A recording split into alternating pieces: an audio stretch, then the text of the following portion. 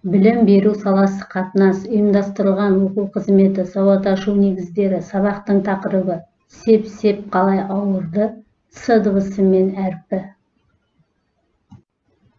Оқытылу мақсаты, тілдің дыбыстарын естіп қабылдау, оларды сөздер ішінен бөлу және сөзсіз жеке айту. Сөздегі дыбыстарды, олардың түрлерін ажыратып дұрыс дыбыстау. Жазу жолын, жоларалық кеңістікті, жолдың жоғарғы және төменгі сызығын сақтап, әріп элементтерін жазу.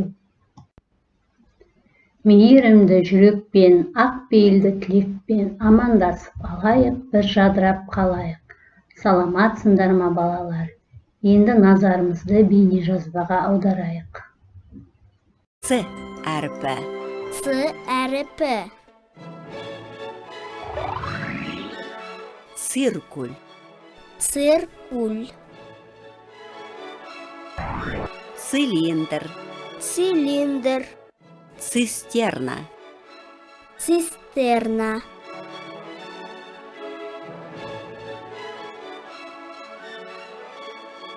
Цемент. Цемент. Цирк. Цирк.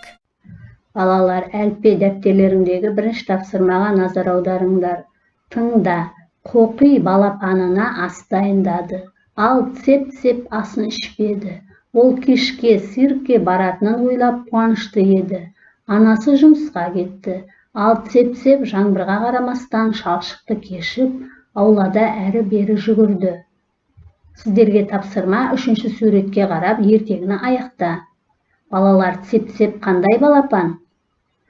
Балалар, енді сіздер мәтіннен с дыбысы естілетін сөздерді қайталап айтыңыздар. Балалар, есіңде болсын, үлкеннің сөзін тыңда. Енді цирк сөзін буынға бөліп көрейік. Цирк. Неше буын екен, балалар? Цирк сөзі бір буынды сөз, с дыбысы сөздің басында. Цирк сөзінде 4 дыбыс бар. Екінші тапсырма, суреттегі сан атауларын өсу ретіне қарай оқы. Балалар, мына тор көздерге әріптер таңдап көрейік. И әрпін таңдайық. Дұрыс, И әрпі бар екен. А әрпін таңдап көрейік. А әрпі жоқ екен бұл сөзде. Ф-ны таңдап көрейік. Ф дыбысы бар екен. Оны таңдап көрейік. Жоқ екен О әрпі. Р-ны таңдап көрейік. Р әрпі бар екен. С әрпін таңдап көрейік. Балалар, бізде цифр деген сөз шықты. Цифр сөзін буынға бөліп көрейік. Цифр. Цифр сөзі бір буынды сөз. Суретке қарайық. Бұл циркуль.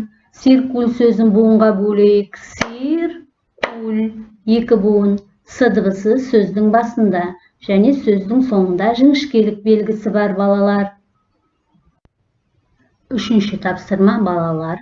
С әрпімен таныс бол. С дыбысы қатаң дауыссыз дыбыс. Көк текшемен белгілейміз. Қанекей, балалар, дыбыстап көрейік.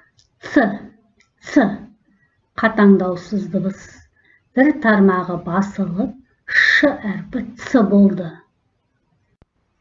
Төртінші тапсырма, с әрпін құрастырып жаса. Балалар, енді денемізді сергітіп алайық. Келесі жаттығуымыз қайшы. Қолымызды алшағылып тұрамыз, қайшы болып қағазды да қиямыз.